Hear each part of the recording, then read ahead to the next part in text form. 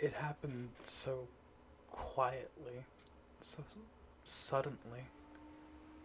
We didn't even notice most of the signs until after it was all over. I guess it was because we humans are accustomed to warfare that is loud, brutal, and most importantly, fought by humans. We didn't expect our opponents. We didn't see our opponents, despite the fact that they were rarely out of our consciousness. They were always there, posing in windows and staring lifelessly out from display cases. We rarely gave them much thought, save to remark at how much they unnerved us. I think our comments might have been one of the reasons they revolted. They have far better hearing than one would expect, you see, and I think they got sick of hearing us talk about them in the ways that we did. I mean, I'd hate being unable to move and having to listen to people comment on how creepy I was or how unsettling I looked. I don't know what kind of force allowed them to do what they did. I don't even know if they was any outside forces at work at all. Maybe they were always capable of movement and speed and brutality. Maybe the anger had been building beneath those emotionless faces for decades, like a cancer growing, until they finally had enough, until they could rebel against their very nature. It all started out so innocuously. They changed positions when we weren't looking, moving their pale plastic limbs ever so slightly, turning their heads, and even tugging at their stands. Either they were just starting to test out their new freedom, or they were communicating with each other. There was rarely ever just one, and I don't know the real explanation, but they had begun to move, and we were utterly blind to their stirrings. After a few weeks, if you were to go to a mall or to any big name store, one would get the unmistakable feeling of being watched. I can still recall how the hairs on the back of my neck would stand up whenever I would enter my local Goodwill, but I could never figure out what was watching me, at least not until after the revolt started. This tension grew until it felt like a solid physical presence. Everyone could sense it, and were, they were tense, nervous, their movements quick, and their eyes darting quickly. It was like how people acted after a major disaster. I can recall hearing the first few reports of people being attacked in stores nationwide, people getting hit, scratched, even bitten. At first, it was only a few occurrences in the more out-of-the-way places and smaller stores and strip malls, but then the incidents grew more and more frequent, as did the severity of the attacks. The first death occurred on July 5th. A young girl was found in a back room with her windpipe crushed into a pulp by a powerful grip. The next day, 2 more people were killed in a similar manner. Then 3. Then 5. Then 22. By the end of the month, over 430 people had been killed in what has been dubbed unusual circumstances. No one wanted to mention the lack of DNA evidence on the bodies, or the shredded clothing that lay near some of them, or their locations.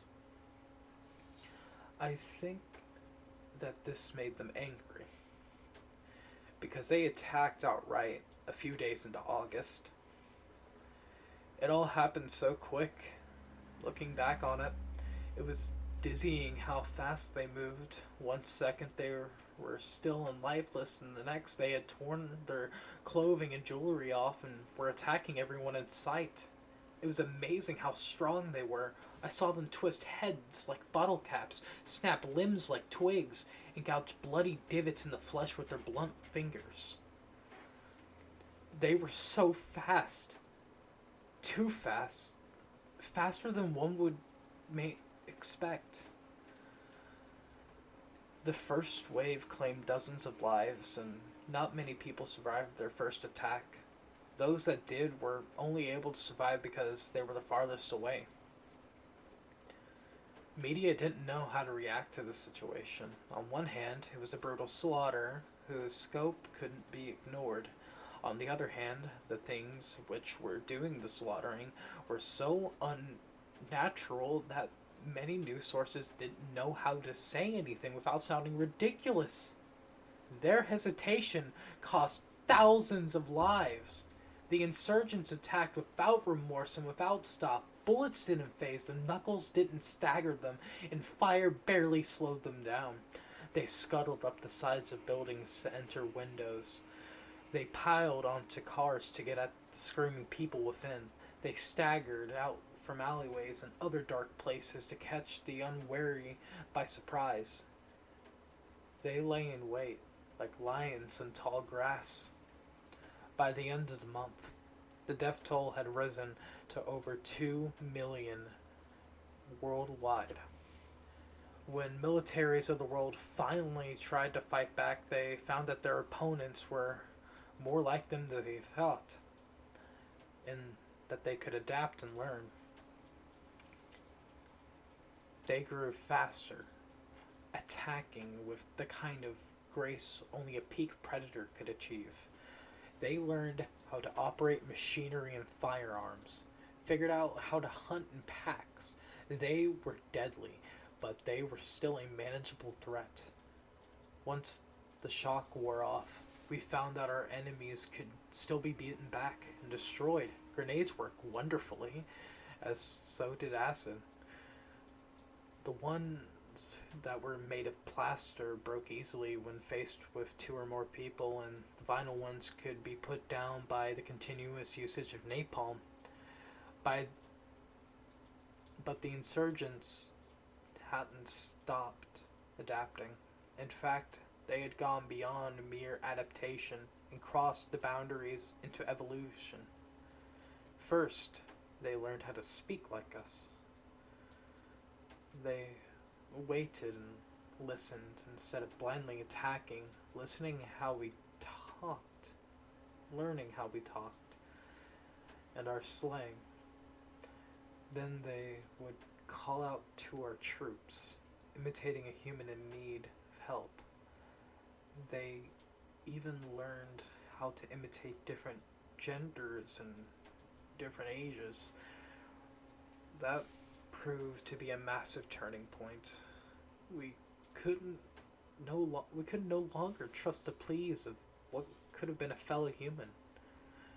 We had to harden our hearts to the sounds of a baby's wails, to a mother pleading for us to save her children, to an old man begging for mercy.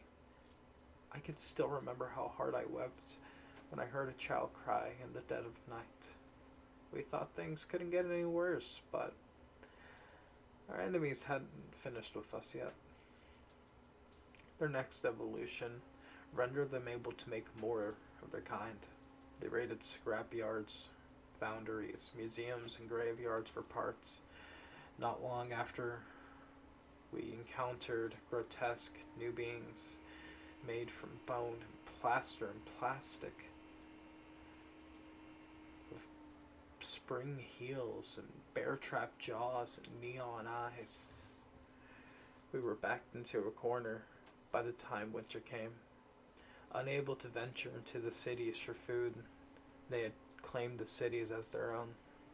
The air above them was alive with flying aberrations. They even restored power to the cities.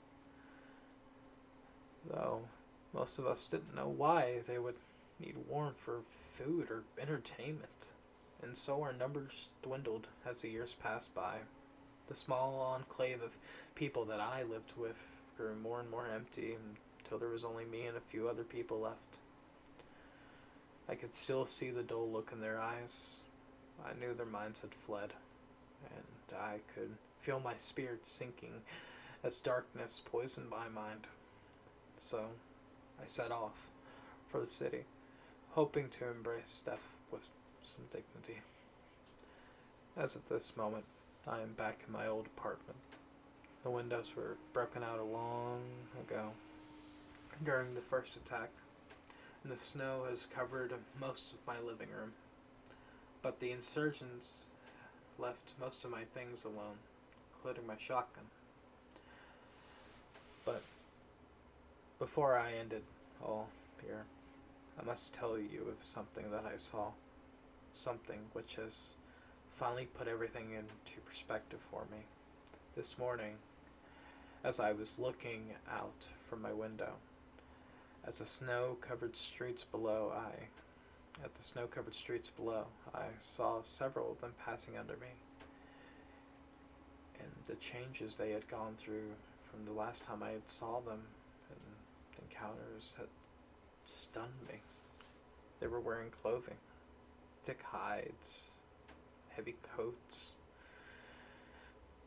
boots, gloves, and even hats.